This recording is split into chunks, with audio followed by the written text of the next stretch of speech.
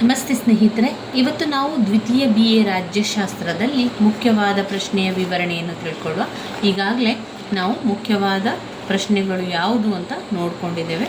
ಹಾಗೆಯೇ ಬ್ರಿಟನ್ ಸಂವಿಧಾನದ ಸಂಪ್ರದಾಯಗಳ ಬಗ್ಗೆ, ಶಾಸಕಾಂಗಕ್ಕೆ ಸಂಬಂಧಿಸಿದ ಸಂಪ್ರದಾಯಗಳ ಬಗ್ಗೆ ಈಗಾಗಲೇ ತಿಳ್ಕೊಂಡೆವು. ಕಳೆದ ವಿಡಿಯೋದಲ್ಲಿ ನಾವು ಅವುಗಳ ಬಗ್ಗೆ ತಿಳ್ಕೊಂಡಿದ್ದೇವೆ.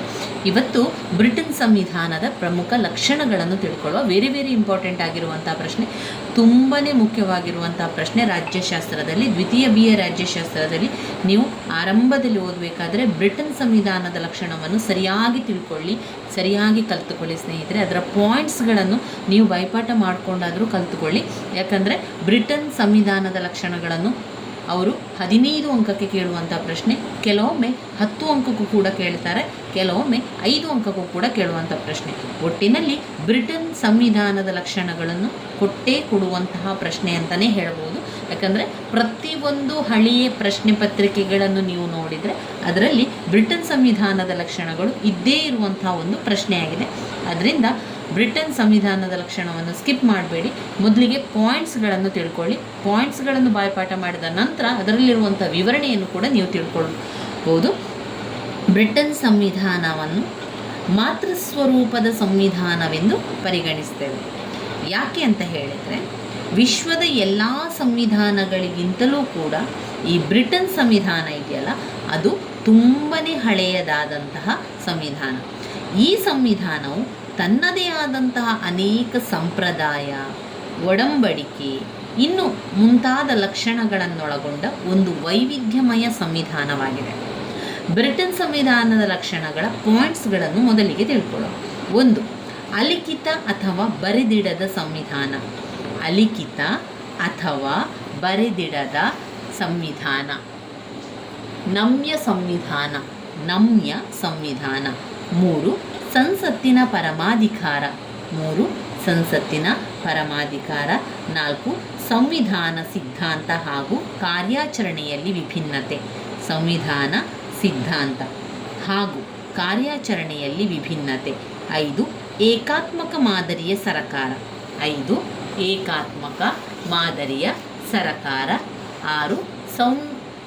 ಸಂಸದೀಯ ಕಾರ್ಯಾಂಗ ವ್ಯವಸ್ಥೆ. 7. ಕಾನೂನಿನ ಅಧಿಪತ್ಯ. 8. ದ್ವಿಪಕ್ಷ ಪದ್ಧತಿ. 9. ಅಧಿಕಾರ ಪ್ರತ್ಯೇಕತಾ ತತ್ವ. 10. ಮೂಲಭೂತ ಹಕ್ಕುಗಳು. 11. ತಾಳ್ಮೆ ಮತ್ತು ಸಹಿಷ್ಣುತಾ ಲಕ್ಷಣಗಳು. ಸಹಿಷ್ಣುತೆಯ ಲಕ್ಷಣಗಳು. ಈಗ ನಾವು ಪಾಯಿಂಟ್ಸ್ಗಳನ್ನು ತಿಳ್ಕೊಂಡೆವು. ಒಟ್ಟು ಎಷ್ಟು ಪಾಯಿಂಟ್ಸ್ಗಳಿದೆ? ಒಟ್ಟು 11 ಪಾಯಿಂಟ್ಸ್ಗಳಿದೆ. ಈ 11 ಪಾಯಿಂಟ್ಸ್ಗಳು ಬ್ರಿಟನ್ ಸಂವಿಧಾನದ ಲಕ್ಷಣಗಳನ್ನು ತಿಳಿಸುವಂಥ ಪಾಯಿಂಟ್ಸ್ಗಳು. ಇದರಲ್ಲಿ ಮೊದಲನೇದಾಗಿ ಬ್ರಿಟನ್ ಸಂವಿಧಾನದ ಲಕ್ಷಣಗಳಲ್ಲಿ ಮೊದಲನೆಯದು ಅಲಿಖಿತ ಅಥವಾ ಬರೆದಿಡದ ಸಂವಿಧಾನ.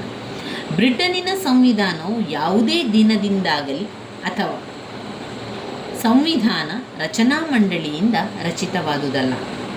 ಈ ರೀತಿ ರಚಿತಗೊಳ್ಳದೆ ಐತಿಹಾಸಿಕವಾಗಿ ಬೆಳೆದು ಬಂದಿರುವಂತಹ ಸಂವಿಧಾನವಾಗಿದೆ. ಈ ಸಂವಿಧಾನ ಸಂಪ್ರದಾಯಗಳು, ಪದ್ಧತಿಗಳು, ರೂಢಿಗಳು, ಒಪ್ಪಂದಗಳು, ಒಡಂಬಡಿಕೆಗಳು ಮೊದಲಾದವುಗಳ ಆಧಾರದ ಮೇಲೆ ಬೆಳವಣಿಗೆ ಹೊಂದುತ್ತಾ ಬಂದಿರುವಂತಹ ಸಂವಿಧಾನ. ಅಂದರೆ ಈ ಸಂವಿಧಾನ, ಬ್ರಿಟನ್ನಿನ ಸಂವಿಧಾನದಲ್ಲಿ ಮೊದಲನೆಯದಾಗಿ ಅದು ಅಲಿಖಿತ ಆಗಿದೆ. ಅಂದರೆ ಬರೆದಿಡದ ಸಂವಿಧಾನ ಇದೆ. ಇಲ್ಲಿ ಯಾವುದೇ ಸಂವಿಧಾನವನ್ನು ಬರೆಯುವುದಿಲ್ಲ, ಕೇವಲ ಅದು ಒಂದು ರೀತಿಯ ಸಂಪ್ರದಾಯ, ಅಲ್ಲಿನ ಅದು ಪದ್ಧತಿ, ಅಲ್ಲಿನ ರೂಢಿ, ಬ್ರಿಟನ್ನಿನ ರೂಢಿ, ಬ್ರಿಟನ್ನಿನ ಒಪ್ಪಂದ, ಅದನ್ನು ಬರೀಲಿಕ್ಕೆ ಇಲ್ಲ. ಬರೆದಿಡದ ಸಂವಿಧಾನವಾಗಿರುವಂಥದ್ದೇ ಬ್ರಿಟನ್ ಸಂವಿಧಾನದ ಲಕ್ಷಣಗಳಾಗಿದೆ. ಅದು ಸಂವಿಧಾನ ರಚನಾ ಮಂಡಳಿಯಿಂದ ರಚಿತವಾದುದು ಕೂಡ ಅಲ್ಲ. ಈ ರೀತಿ ರಚಿತಗೊಳ್ಳದೆ ಐತಿಹಾಸಿಕವಾಗಿ ಬೆಳೆದಿರುವಂತಹ ಈ ಒಂದು ಸಂವಿಧಾನವು ಸಂಪ್ರದಾಯ, ಪದ್ಧತಿ, ರೂಢಿಗಳು, ಒಪ್ಪಂದಗಳು, ಒಡಂಬಡಿಕೆಗಳು ಮೊದಲಾದ ಆಧಾರದ ಮೇಲೆ ಬೆಳವಣಿಗೆ ಹೊಂದುತ್ತಾ ಬಂದದ್ದು. ಆದರೆ ಜನರಿಗೆ ಏನು ಅವಶ್ಯಕತೆ ಇದೆ, ಮತ್ತು ಅವರ ಪರಿಸ್ಥಿತಿಗಳೇನು, ಅದನ್ನೆಲ್ಲ ನೋಡಿಕೊಂಡು ಹೊಂದಿಕೊಂಡಂತೆ ಬೆಳೆಯುತ್ತಾ ಬಂದಿರುವಂಥದ್ದು ಬ್ರಿಟನ್ ಸಂವಿಧಾನ. ಇಂದಿಗೂ ಅದೇ ರೀತಿ ಮುಂದುವರಿತಾ ಬರ್ತದೆ. ಸಂವಿಧಾನವಾಗಿದ್ದು ಇದು ಯಾವುದೇ ನಿರ್ದಿಷ್ಟವಾದಂತಹ ಅಥವಾ ನಿಖರವಾದಂತಹ ದಾಖಲಾತಿಗಳಿಲ್ಲ. ನಿಘಂಟು ಅಥವಾ ಕ್ರೋಢೀಕೃತಗೊಂಡಿಲ್ಲದಿರುವುದರಿಂದ ಇದನ್ನು ಅಲಿಖಿತ ಸಂವಿಧಾನ ಅಂತ ಕರೆಯಲಾಗುತ್ತದೆ. ಹೀಗೆಂದ ಮಾತ್ರಕ್ಕೆ ಲಿಖಿತ ರೂಪದಲ್ಲಿ ಏನೂ ಇಲ್ಲವೆಂದು ತಿಳಿಯಲು ಸಾಧ್ಯವಿಲ್ಲ. ಅಲಿಖಿತ ಅಂತ ಹೇಳಿದ ತಕ್ಷಣ ಬರೆಯದೇ ಇರುವಂತಹ ಯಾವುದೇ ವಿಚಾರಗಳಲ್ಲ, ಬರೆಯದೇ ಇರುವಂತಹ ವಿಚಾರಗಳೇ ಅಂತ ಹೇಳಲಿಕ್ಕಾಗುವುದಿಲ್ಲ. ಸ್ವಲ್ಪ ಆದರೂ ಬರೀತಾರೆ ಎನ್ನುವಂಥದ್ದನ್ನು ಅವರು ಕೊನೆಯದಾಗಿ ಹೇಳ್ತಾರೆ. ಯಾಕೆ ಅಂತ ಹೇಳಿದರೆ Magna Carta, bill of rights ಮೊದಲಾದಂತಹ ಲಿಖಿತ ರೂಪದ ಅಂಶಗಳನ್ನು ನಾವು ನೋಡಿದರೆ ಸಂವಿಧಾನದ ಭಾಗಗಳಾಗಿರುವುದನ್ನು ಗುರುತಿಸಬಹುದು. ಆದರೆ ಇದು ಹೆಚ್ಚಾಗಿ ಐತಿಹಾಸಿಕ ಅಂಶಗಳನ್ನು ಆಧರಿಸಿಕೊಂಡಿದ್ದು ಯಾರಿಂದಲೂ ರಚಿತಗೊಳ್ಳದಿರುವುದರಿಂದ ಅದನ್ನು ನಾವೇನು ಹೇಳ್ತೇವೆ, ಅಲಿಖಿತ ಸಂವಿಧಾನ ಅಂತ ಪರಿಗಣಿಸ್ತೇವೆ. ಒಟ್ಟಿನಲ್ಲಿ ಇದೊಂದು ಭಾಗಶಃ ಲಿಖಿತ ಹಾಗೂ ಭಾಗಶಃ ಅಲಿಖಿತ ಸಂವಿಧಾನವಾಗಿದೆ. ಎರಡನೇ ಪಾಯಿಂಟ್ನಲ್ಲಿ ನಮ್ಯ ಸಂವಿಧಾನವಾಗಿರುವಂಥದ್ದು ಅಂತ ಹೇಳಿದರೆ ಬ್ರಿಟನ್ ಸಂವಿಧಾನವು ನಮ್ಯತೆಯಿಂದ ಕೂಡಿದೆ. ಅದು ತಿದ್ದುಪಡಿಯನ್ನು ಮಾಡಬೇಕಾಗುವಂಥ ಸಂದರ್ಭದಲ್ಲಿ ಸಾಮಾನ್ಯ ಕಾನೂನುಗಳನ್ನು ರಚಿಸುವ ರೀತಿಯಲ್ಲಿಯೇ ಮಾಡಲು ಅವಕಾಶ ಹೊಂದಿರುವಂಥದ್ದು. ಅಂದರೆ ಸಂಸತ್ತು ಸಾಮಾನ್ಯ ಕಾನೂನುಗಳನ್ನು ಸರಳ ಬಹುಮತದೊಡನೆ ರಚಿಸುವ ರೀತಿಯಲ್ಲಿಯೇ ಸಂವಿಧಾನವನ್ನು ತಿದ್ದುಪಡಿ ಮಾಡಿ ಸಂವಿಧಾನಾತ್ಮಕ ಕಾನೂನು ರಚಿಸಲು ಅವಕಾಶ ಹೊಂದಿರುವುದರಿಂದ ಇದನ್ನು ನಮ್ಮ ಸಂವಿಧಾನ ಅಂತ ಕರೀತೇವೆ. ಮೂರನೇ ಪಾಯಿಂಟ್ನಲ್ಲಿ ಸಂಸತ್ತಿನ ಪರಮಾಧಿಕಾರ. ಬ್ರಿಟನ್ನ ಸಂವಿಧಾನವು ಸಂಸತ್ತಿನ ಪರಮಾಧಿಕಾರಕ್ಕೆ ಅವಕಾಶವನ್ನು ಕಲ್ಪಿಸಿದ್ದು ಇದರ ಪ್ರಕಾರ ಸಂಸತ್ತು ಯಾವುದೇ ಕಾನೂನನ್ನು ರಚಿಸುವ ಹಾಗೂ ರದ್ದುಗೊಳಿಸುವ ಸಂಪೂರ್ಣ ಅಧಿಕಾರವನ್ನು ಸಹ ಹೊಂದಿದ್ದು ಬ್ರಿಟನ್ನಿನ ಸಂಸತ್ತು ಮಾಡಲಾಗದಂತಹ ಯಾವುದೇ ಕಾರ್ಯವೂ ಇಲ್ಲ ಎಂಬುದನ್ನು ಅದು ನಮಗೆ ಸ್ಪಷ್ಟವಾಗಿ ತಿಳಿಸುತ್ತದೆ. ಇದಕ್ಕೆ ಮುಖ್ಯ ಕಾರಣ ಏನು ಅಂತ ನೋಡಿದರೆ ಬ್ರಿಟನ್ನಿನಲ್ಲಿ ಅಲಿಖಿತ ಸಂವಿಧಾನವಿರುವುದರ ಜೊತೆಗೆ ಸರಕಾರದ ಯಾವುದೇ ಅಂಗಕ್ಕೆ ಅಧಿಕಾರ ನೀಡದಿರುವ ಕಾರಣದಿಂದಾಗಿ ಸಂಪೂರ್ಣವಾಗಿ ಅದು ಸಾರ್ವಭೌಮ ಅಧಿಕಾರವನ್ನು ಸಂಪತ್ತಿಗೆ ನೀಡಲಾಗಿದೆ. ಈ ಕಾರಣದಿಂದಾಗಿಯೇ ಸಂಸತ್ತಿನ ಅಧಿಕಾರವನ್ನು ನಿಯಂತ್ರಿಸುವ ಯಾವುದೇ ಶಕ್ತಿ ಬ್ರಿಟನ್ನಿನಲ್ಲಿರುವುದಿಲ್ಲ ಹಾಗೂ ಸಂಸತ್ತು ಶಾಸನೀಯ ವಿಚಾರದಲ್ಲಿ ಪರಮಾಧಿಕಾರವುಳ್ಳಂತಹ ಅಂಗವಾಗಿದೆ. ನಾಲ್ಕನೇ ಪಾಯಿಂಟನ್ನು ನಾವು ನೋಡುವುದಾದರೆ ಸಂವಿಧಾನ ಸಿದ್ಧಾಂತ ಹಾಗೂ ಕಾರ್ಯಾಚರಣೆಯಲ್ಲಿ ವಿಭಿನ್ನತೆಯನ್ನು ಹೊಂದಿದೆ. ಸಂವಿಧಾನದ ಸಿದ್ಧಾಂತ ಹಾಗೂ ಕಾರ್ಯಾಚರಣೆಯಲ್ಲಿ ವಿಭಿನ್ನತೆ. ಬ್ರಿಟನ್ನ ಸಂವಿಧಾನದ ಮತ್ತೊಂದು ಲಕ್ಷಣ ಅಂತ ನಾವು ನೋಡುವುದಾದರೆ ಅದು ಸಂವಿಧಾನದ ಸಿದ್ಧಾಂತ. ಹಾಗೆಯೇ ಸರಕಾರದ ಕಾರ್ಯಾಚರಣೆಯಲ್ಲಿ ವಿಭಿನ್ನತೆಯ ಒಂದು ಸೈದ್ಧಾಂತಿಕವಾಗಿ ಹೇಳುವುದಾದರೆ ಇಡೀ ಸರಕಾರ ರಾಜ ಹಾಗೂ ಇತರ ಸಿಂಹಾಸನಾಧಿಕಾರದ ನಿಯಂತ್ರಣಕ್ಕೆ ಒಳಪಟ್ಟಿರುವಂಥದ್ದು. ಸರಕಾರದ ಎಲ್ಲ ಅಧಿಕಾರ ವರ್ಗ ರಾಜನ ಕೈ ಕೆಳಗೆ ಕಾರ್ಯನಿರ್ವಹಿಸುತ್ತದೆ. ರಾಜ ತನ್ನ ಇಚ್ಛೆಗನುಗುಣವಾಗಿ ನೇಮಕವನ್ನು ಕೂಡ ಮಾಡ್ತಾರೆ. ನಿರ್ಭಯವಾಗಿ ಅಧಿಕಾರದಿಂದ ತೆಗೆಯಬಹುದು. ರಾಜನ ಆಜ್ಞೆ ಇಲ್ಲದೆ ಯಾವ ಶಾಸನವೂ ಊರ್ಜಿತವಾಗದು. ರಾಜನ ಇಚ್ಛೆ ಇಲ್ಲದೆ ನೇಮಕಾತಿ ಕಾರ್ಯ ನಡೆಯದು. 3 ವಿಧವಾದ ಸೇನೆಯ ಪ್ರಮುಖ ರಾಜನಾಗಿರುತ್ತಾನೆ. ರಾಜ ಮನಸ್ಸು ಮಾಡಿದಲ್ಲಿ ಯಾವಾಗ ಬೇಕಾದರೂ ಯುದ್ಧ ಘೋಷಿಸಬಹುದು. ಸೈದ್ಧಾಂತಿಕವಾಗಿ ಇವೆಲ್ಲವೂ ನಿಜ. ಆದರೆ ಆಗ್ರವರು ತಮ್ಮ ಲೇಖನದಲ್ಲಿ ಒಂದು ವಿಚಾರವನ್ನು ತಿಳಿಸ್ತಾರೆ. ನೈಜವಾಗಿ ಹೇಳುವುದಾದರೆ ರಾಜ ಇಂಗ್ಲೆಂಡ್ನಲ್ಲಿ ನಾಮಮಾತ್ರ ಅಧಿಕಾರವನ್ನು ಹೊಂದಿದ್ದಾನೆ. ಈ ಕಾರಣದಿಂದಾಗಿಯೇ ಅವರು ಮೇಲೆ ತಿಳಿಸಿದ ಎಲ್ಲ ಅಧಿಕಾರಗಳು ರಾಜರಿಂದ ಅಥವಾ ರಾಜ ಮುಕುಟದಿಂದ ಪ್ರಜಾಪ್ರತಿನಿಧಿಗಳನ್ನೊಳಗೊಂಡ ಸಂಸತ್ತಿಗೆ ವರ್ಗಾಯಿಸಲಾಗಿದೆ. ರಾಜನು ಕೇವಲ ನಾಮಮಾತ್ರ ಅಧಿಕಾರವನ್ನು ಹೊಂದಿದ್ದಾನೆ. ಈ ರೀತಿಯಾಗಿ ಕಾರ್ಯಪ್ರವೃತ್ತಿಯಿಂದ ಸಿದ್ಧಾಂತ ಸಂಪೂರ್ಣವಾಗಿ ಅದಲು ಬದಲಾಗಿದೆ. ಇನ್ನು 5ನೇ ಪಾಯಿಂಟ್ನಲ್ಲಿ ಏಕಾತ್ಮಕ ಮಾದರಿ ಸರಕಾರ. ಏಕಾತ್ಮಕ ಮಾದರಿಯ ಸರಕಾರವು ಇಂಗ್ಲೆಂಡ್ ಸಂಯುಕ್ತಾತ್ಮಕ ರಾಷ್ಟ್ರವಲ್ಲದೆ ಏಕಾತ್ಮಕ ರಾಷ್ಟ್ರ ಕೂಡ ಆಗಿದೆ. ಸಂಯುಕ್ತಾತ್ಮಕ ಮಾದರಿಯ ಸರಕಾರದಲ್ಲಿ ಎರಡು ಸರಕಾರಗಳಿದ್ದು ಅದು ಒಂದು ಕೇಂದ್ರ ಸರ್ಕಾರ ಮತ್ತೊಂದು ರಾಜ್ಯ ಸರ್ಕಾರವನ್ನು ಹೊಂದಿರುವಂಥದ್ದು.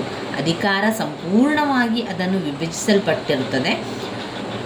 ರಾಜ್ಯದ ಅಧಿಕಾರ ಅಲ್ಲ ರಾಜ್ಯದ್ದು, ಕೇಂದ್ರದ ಅಧಿಕಾರ ಅಲ್ಲ ಕೇಂದ್ರದ್ದು. ಅದರಿಂದ ಈ ಕೇಂದ್ರ ಮತ್ತು ರಾಜ್ಯ ಎರಡು ಬಂದಾಗಲೂ ಕೂಡ ಕೇಂದ್ರ ಮತ್ತು ರಾಜ್ಯದ ಅಧಿಕಾರ ಸಂಪೂರ್ಣವಾಗಿ ಪ್ರತ್ಯೇಕವಾಗಿದೆ ಅಂತ ಅವರು ಹೇಳ್ತಾರೆ. ಕಾರಣ ಏನು ಅಂತ ಹೇಳಿದರೆ, ರಾಜ್ಯಗಳು ಮತ್ತು ಕೇಂದ್ರ ಸರ್ಕಾರ ತನ್ನದೇ ಆದ ಸ್ವಾತಂತ್ರ್ಯ ಸಂವಿಧಾನವನ್ನು ಹೊಂದಿರುತ್ತದೆ ಹಾಗೂ ದ್ವಿಪೌರತ್ವವನ್ನು ಕೂಡ ಹೊಂದಿದೆ. ರಾಜ್ಯದ ಪೌರ ಹಾಗೆಯೇ ರಾಷ್ಟ್ರದ ಪೌರ ಎಂಬ ಎರಡು ರೀತಿಯ ಪೌರತ್ವವನ್ನು ಹೊಂದಿದೆ ಹಾಗೂ ಇನ್ನೂ ಅನೇಕ ಲಕ್ಷಣಗಳನ್ನು ಸಂಯುಕ್ತ ಸರ್ಕಾರ ಹೊಂದಿದೆ. ಆದರೆ ಏಕಾತ್ಮಕ ಸರ್ಕಾರದಲ್ಲಿ ಈ ಲಕ್ಷಣಗಳನ್ನು ನಾವು ಕಾಣಲಾಗುವುದಿಲ್ಲ. ಮತ್ತು ಇಂಗ್ಲೆಂಡ್ನ ಏಕಾತ್ಮಕ ಸರ್ಕಾರವಿರುವುದು ನಮಗೆಲ್ಲ ತಿಳಿದಿರುವಂತಹ ಒಂದು ವಿಷಯವಾಗಿದೆ. ಈ ಒಂದು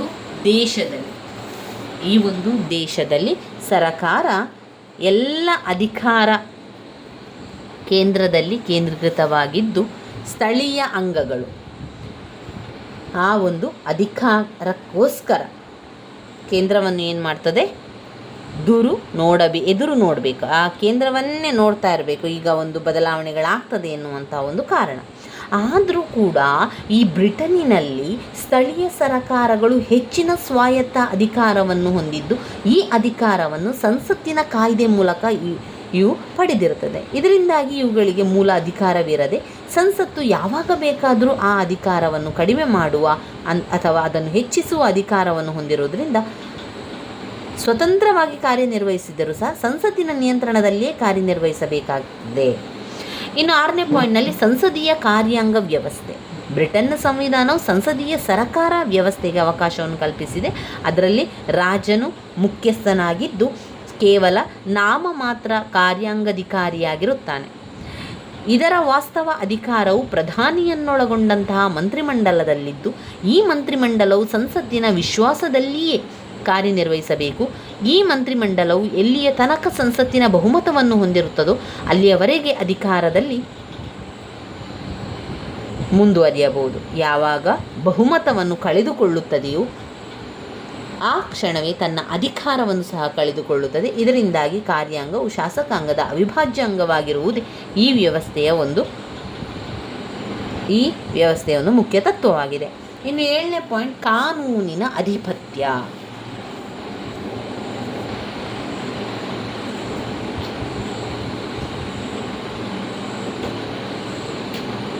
ಬ್ರಿಟನ್ ಸಂವಿಧಾನದ ಮೂಲ ತತ್ವ ಕಾನೂನಿನ ಅಧಿಪತ್ಯ. ಬ್ರಿಟನ್ನಿನ ಒಂದು ವೈಶಿಷ್ಟ್ಯ ಅಂತಲೇ ಹೇಳ್ಬೋದು ಅದು.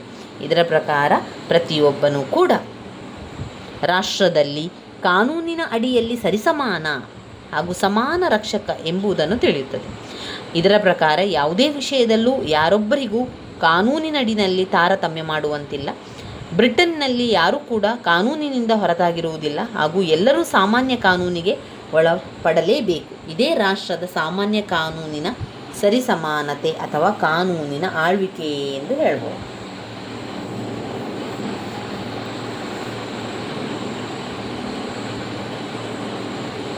ಇನ್ನು ಬರುವಂಥ 8ನೇ ಪಾಯಿಂಟ್, ದ್ವಿಪಕ್ಷ ಪದ್ಧತಿ. ಬ್ರಿಟನ್ನ ಒಂದು ವೈಶಿಷ್ಟ್ಯ ದ್ವಿಪಕ್ಷ ಪದ್ಧತಿ.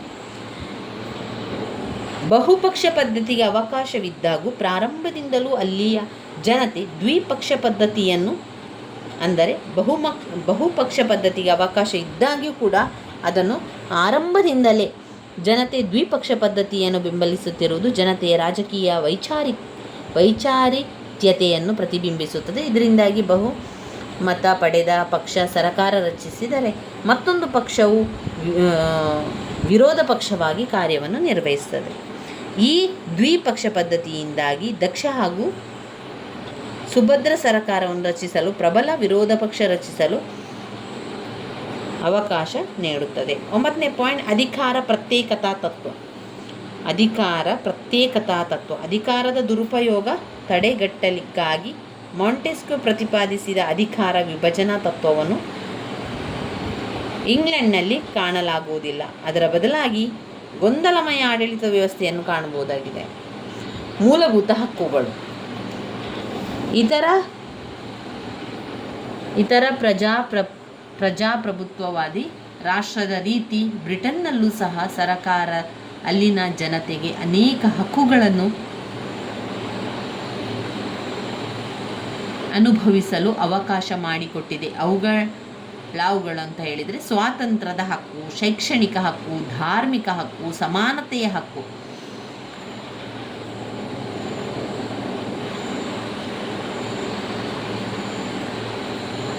ಇನ್ನು ಮೂಲಭೂತ ಹಕ್ಕುಗಳನ್ನು ಓದ್ಕೊಂಡೆವು. ಕೊನೆಯದಾಗಿ 11ನೆಯ ಪಾಯಿಂಟ್ ತಾಳ್ಮೆ ಮತ್ತು ಸಹಿಷ್ಣುತೆಯ ಲಕ್ಷಣಗಳು.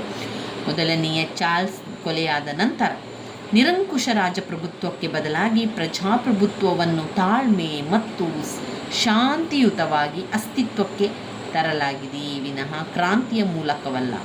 ಪ್ರಜಾಪ್ರಭುತ್ವ ಅಸ್ತಿತ್ವದಲ್ಲಿದ್ದರೂ ಅಲ್ಲಿನ ಜನತೆ ಅರಸೊತ್ತಿಗೆಯನ್ನು ವಿರೋಧಿಸುವುದಿಲ್ಲ.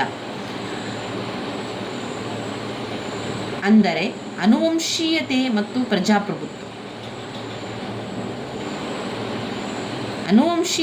ಪ್ರಜಾಪ್ರಭುತ್ವ ಈ ವ್ಯವಸ್ಥೆಯ ಸಮನ್ವಯತೆಯನ್ನು ಇಲ್ಲಿ ತಿಳಿಸ್ಕೊಳ್ಬಹುದಾಗಿದೆ. ತಾಳ್ಮೆ ಮತ್ತು ಸಹಿಷ್ಣುತೆಯ ಲಕ್ಷಣಗಳು. ಮತ್ತೊಮ್ಮೆ ಪಾಯಿಂಟ್ಸ್ಗಳನ್ನು ಓದ್ತಾ ಹೋಗುವ. ಬ್ರಿಟನ್ ಸಂವಿಧಾನದ ಲಕ್ಷಣಗಳು. 1. ಅಲಿಖಿತ ಅಥವಾ ಬರೆದಿಡದ ಸಂವಿಧಾನ. ಅಲಿಖಿತ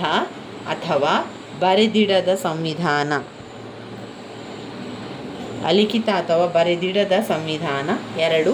ನಮ್ಯ ಸಂವಿಧಾನ. 3. ಸಂಸತ್ತಿನ ಪರಮಾಧಿಕಾರ. 4. ಸಂವಿಧಾನ ಸಿದ್ಧಾಂತ ಹಾಗೂ ಕಾರ್ಯಾಚರಣೆಯಲ್ಲಿ ವಿಭಿನ್ನತೆ. 5. ಏಕಾತ್ಮಕ ಮಾದರಿಯ ಸರಕಾರ, ಸಂಸದೀಯ ಕಾರ್ಯಾಂಗ ವ್ಯವಸ್ಥೆ, ಕಾನೂನಿನ ಅಧಿಪತ್ಯ, ದ್ವಿಪಕ್ಷ ಪದ್ಧತಿ, ಅಧಿಕಾರ ಪ್ರತ್ಯೇಕತಾ ತತ್ವ, ಮೂಲಭೂತ ಹಕ್ಕುಗಳು, ಹಾಗೆ ತಾಳ್ಮೆ ಮತ್ತು ಸಹಿಷ್ಣುತಾ ಲಕ್ಷಣಗಳು. ತಾಳ್ಮೆ ಮತ್ತು ಸಹಿಷ್ಣುತೆಯ ಲಕ್ಷಣಗಳು. ಇವಿಷ್ಟು 11 ಪಾಯಿಂಟ್ಸ್ಗಳು ನಮಗೆ ಬೇಕಾಗಿರುವಂಥದ್ದು ಬ್ರಿಟನ್ ಸಂವಿಧಾನದ ಪ್ರಧಾನ ಲಕ್ಷಣಗಳು. ಬ್ರಿಟನ್ ಸಂವಿಧಾನದ ಪ್ರಧಾನ ಲಕ್ಷಣಗಳು ಬಂದಾಗ ನಾವು ಈ 11 ಪಾಯಿಂಟ್ಸ್ಗಳನ್ನು ಬರಿತಾ ಹೋಗಬೇಕು. ಆರಂಭದಲ್ಲಿ ಈಗ ನಾವು ಈ ಪಾಯಿಂಟ್ಸನ್ನು ಓದಬೇಕಾದ್ರೆ ನಾವೇನು ಅಂದ್ಕೊಳ್ತೇವೆ, ಪಾಯಿಂಟ್ಸ್ಗಳನ್ನು ನಾವು ಈಗಲೇ ನೋಡಿದರೆ ಪರೀಕ್ಷೆಯ ಸಮಯದಲ್ಲಿ ನಮಗೆ ಮರ್ತೋಗ್ತದೆ ಅಥವಾ ನೆನಪಿಗೆ ಬರುವುದಿಲ್ಲ ಅಂತ ನೀವು ಯೋಚನೆ ಮಾಡ್ತಾ ಇರ್ತೀರಿ. ಆದ್ದರಿಂದ ಒಮ್ಮೆ ಓದಿದ ನಂತರ ಅದರಲ್ಲಿ ಬರುವಂತಹ ಹೊಸ ಒಂದು ವಿಚಾರಗಳಿರ್ಬೋದು ಅಥವಾ ಆ ಒಂದು ಪಾಯಿಂಟ್ಸ್ಗೆ ಸಂಬಂಧಪಟ್ಟಂಥದ್ದನ್ನು ನೀವು ತಿಳ್ಕೊಳ್ಬೋದು. ಇನ್ನು ಉಳಿದಂತೆ ವಿವರಣೆಗಳನ್ನು ನೀವು ಅದರಲ್ಲಿ ಏನು ವಿವರಣೆಯನ್ನು ಕೊಟ್ಟಿದ್ದಾರೆ ಒಮ್ಮೆ ನೋಡ್ತಾ ಹೋಗುವಂಥದ್ದು ಅಥವಾ ಓದ್ತಾ ಹೋಗುವಂಥ ಕೆಲಸವನ್ನು ಮಾಡಬೇಕು. ಮುಖ್ಯವಾಗಿ ನಮಗೆ ಇಲ್ಲಿ ಬೇಕಾಗಿರುವಂಥದ್ದೇ ಪಾಯಿಂಟ್ಸ್ಗಳು. ಒಟ್ಟು 11 ಪಾಯಿಂಟ್ಸ್ಗಳು. ಅಲಿಖಿತ ಅಥವಾ ಬರೆದಿಡದ ಸಂವಿಧಾನ, ನಮ್ಯ ಸಂವಿಧಾನ, ಸಂಸತ್ತಿನ ಪರಮಾಧಿಕಾರ, ಸಂವಿಧಾನದ ಸಿದ್ಧಾಂತ ಹಾಗೂ ಕಾರ್ಯಾಚರಣೆಯಲ್ಲಿ ವಿಭಿನ್ನತೆ, ಏಕಾತ್ಮಕ ಮಾದರಿಯ ಸರಕಾರ, ಸಂಸದೀಯ ಕಾರ್ಯಾಂಗ ವ್ಯವಸ್ಥೆ, ಕಾನೂನಿನ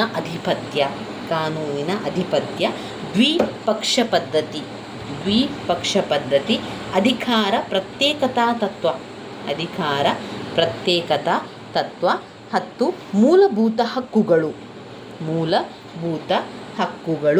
ಹಾಗೆಯೇ 11 ತಾಳ್ಮೆ ಮತ್ತು ಸಹಿಷ್ಣುತಾ ಲಕ್ಷಣಗಳು. ಇವುಗಳು ಸಂವಿಧಾನದ ಪ್ರಧಾನ ಲಕ್ಷಣಗಳಲ್ಲಿ ಬರುವಂಥದ್ದು. ಇದಾದ ನಂತರ ನಾವು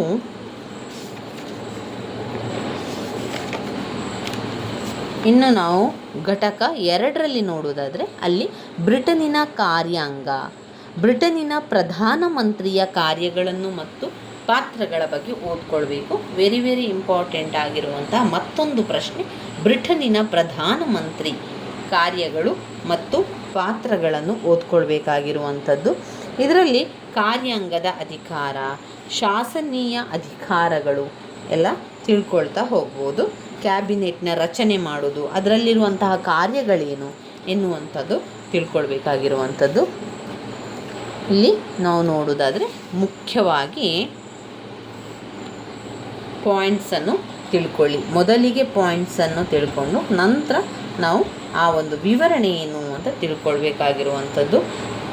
ಕ್ಯಾಬಿನೆಟ್ ಪದ್ಧತಿಯ ಸರಕಾರ, ಅಂದರೆ ಪ್ರಧಾನಮಂತ್ರಿಯ ಸ್ಥಾನದಲ್ಲಿ ಯೋಚನೆ ಮಾಡಿಕೊಂಡು ಅದು ಬರುವಂಥದ್ದು. ಪ್ರಧಾನಮಂತ್ರಿಯ ಸ್ಥಾನವನ್ನು ಶ್ರೇಷ್ಠವಾದುದು, ಬಲಿಷ್ಠವಾದುದು ಅಂತ ಹೇಳುವಂಥದ್ದು ಕಾಣ್ಬೋದು. ಇದನ್ನು ನಾವು ಮುಂದಿನ ವಿಡಿಯೋದಲ್ಲಿ ತಿಳ್ಕೊಳ್ಳುವ. ಅಂದರೆ ಬ್ರಿಟನ್ನಿನ ಪ್ರಧಾನಮಂತ್ರಿಯ ಅಧಿಕಾರ ಮತ್ತು ಕಾರ್ಯಗಳನ್ನು ಮುಂದಿನ ವಿಡಿಯೋದಲ್ಲಿ ತಿಳ್ಕೊಳ್ಳುವ. ನೀವು ಈಗ ತಿಳ್ಕೊಂಡಿರುವಂಥದ್ದು ಬ್ರಿಟನ್ ಸಂವಿಧಾನದ ಲಕ್ಷಣಗಳು. ಇದೆಲ್ಲ ಕೂಡ ಬ್ರಿಟನ್ ಸಂವಿಧಾನದ ಬಗ್ಗೆ ಬರುವಂಥದ್ದು. ಬ್ರಿಟನ್ ಸಂವಿಧಾನದಲ್ಲಿ ಅಥವಾ ಬ್ರಿಟನ್ ಸರಕಾರ ಇದ್ದಾಗ ಬ್ರಿಟಿಷರು ಬಂದು, ಅಂದರೆ ಬ್ರಿಟಿಷರು ಬಂದು ಆಳ್ವಿಕೆಯನ್ನು ಮಾಡ್ತಾ ಇದ್ದಂತಹ ಸಂದರ್ಭ ಅಂತಲೇ ಹೇಳ್ಬೋದು. ಕಾರ್ಯಾಂಗದ ಅಧಿಕಾರ ಯಾವುದಿತ್ತು? ರಾಜನು ರಾಷ್ಟ್ರ ಪ್ರಮುಖನಾಗಿರುವುದರಿಂದ ರಾಷ್ಟ್ರದ ಆಡಳಿತ ಎಲ್ಲವೂ ಅವನ ಹೆಸರಿನಲ್ಲಿ ನಡೆಯುತ್ತದೆ. ರಾಷ್ಟ್ರದ ಕಾನೂನು ಮತ್ತು ಭದ್ರತೆಗೆ ಇವನೇ ಜವಾಬ್ದಾರಿಯಾಗಿರುತ್ತಾನೆ. ಪ್ರಧಾನಿ ಹಾಗೂ ಇತರ ಮಂತ್ರಿಮಂಡಲದ ಸದಸ್ಯರನ್ನು ನೇಮಕ ಮಾಡುತ್ತಾನೆ. ರಾಷ್ಟ್ರದ ಎಲ್ಲ ಪ್ರಮುಖ ಹುದ್ದೆಗಳಿಗೂ ನೇಮಕ ಮಾಡುವ ಅಧಿಕಾರ ಹೊಂದಿದ್ದಾನೆ. ನ್ಯಾಯಾಧೀಶರನ್ನು ಹೊರತುಪಡಿಸಿ ಉಳಿದ ಎಲ್ಲ ಮುಖ್ಯ ಅಧಿಕಾರಗಳನ್ನು ವಜಾ ಮಾಡುವ ಅಧಿಕಾರ ಹೊಂದಿದ್ದಾನೆ. ಸರಕಾರಕ್ಕೆ ನಿರ್ದೇಶನ ನೀಡುವಂತಹ, ಮೇಲ್ವಿಚಾರಣೆ ಮಾಡುವ ನಿಯಂತ್ರಣಾಧಿಕಾರವನ್ನು ಹೊಂದಿದ್ದಾನೆ. ಯುದ್ಧ ಘೋಷಿಸುವ ಹಾಗೂ ಶಾಂತಿಯನ್ನು ಕಾಯುವ ಅಧಿಕಾರವನ್ನು ಕೂಡ ಹೊಂದಿದ್ದಾನೆ. ಇತರ ರಾಷ್ಟ್ರಗಳೊಡನೆ ಮಾಡಿಕೊಳ್ಳುವ ಒಪ್ಪಂದಗಳಿಗೆ ಅಂಕಿತ ನೀಡುವ ಅಧಿಕಾರ ಹೊಂದಿದ್ದಾನೆ.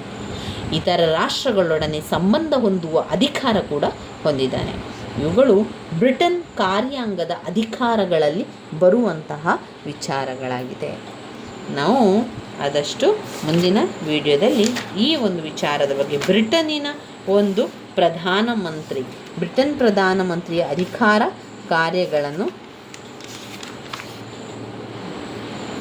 ತಿಳ್ಕೊಳ್ಳುವಂಥದ್ದು. ಹಾಗೆಯೇ ಅದರ ಜೊತೆಗೆ ಮುಂದಿನ ಒಂದು ವಿಡಿಯೋದಲ್ಲಿ ಬ್ರಿಟನ್ನಿನ ಸಂಸತ್ತನ್ನು ಕೂಡ ನಾವು ತಿಳ್ಕೊಳ್ಬೇಕು. ಬ್ರಿಟನ್ ಸಂಸತ್ತಿನಲ್ಲಿ ಬ್ರಿಟನ್ ಸಂವಿಧಾನ ಯಾವ ರೀತಿ ರಚನೆಯಾಗಿದೆ, ಅದರ ಕೆಲಸಗಳೇನು, ಕಾರ್ಯಗಳೇನು ಎನ್ನುವಂತಹ ವಿಚಾರವಾಗಿದೆ.